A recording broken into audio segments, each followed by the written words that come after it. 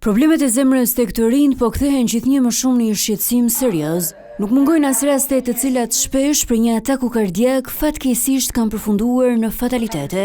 Mjekët specialistë rendisin disa nga faktorët kryesorë që kanë ndikuar në rritjen e këtyre rasteve. Faktori kryesor që mendohet është sjelljet me risk, ku përfshin duhanpirja, abuzimi me substancat.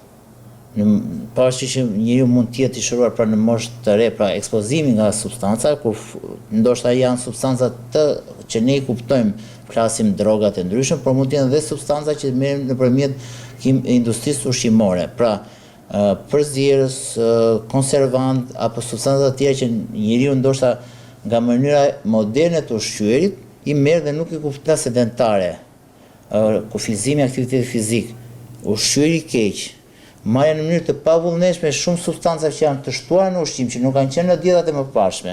Ataku kardiak mund të ngatrohet me atakun e panikut, kjo pasi shpesh simptomat mund të jenë të ngjashme. Mjeku kardiolog Benard Çehu shpjegon dallimin mes tyre.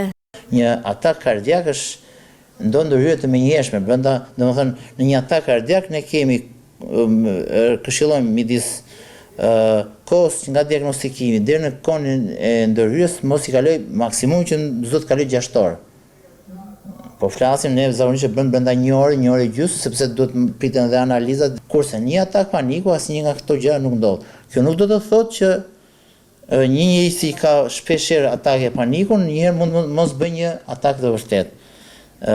Zakonisht unë them dhe të gjithëve që neuroza apo ataket e panikut apo çrregullimet somatike, pra është një problem që njeriu e ka në të brendshme dhe somatizon me dhimbje, me vështirësi frymëmarrje apo me shenja të tjera. Specialistët sugjerojnë të bëhen sa më shumë ekzaminime rutinë të përsëritura, veçanërisht për të rinjt me faktor rreziku dhe të mbahet nën kontroll niveli i yndyrnave në gjak, duke ulur kështu riskun e shfaqjes së sëmundjeve të zemrës.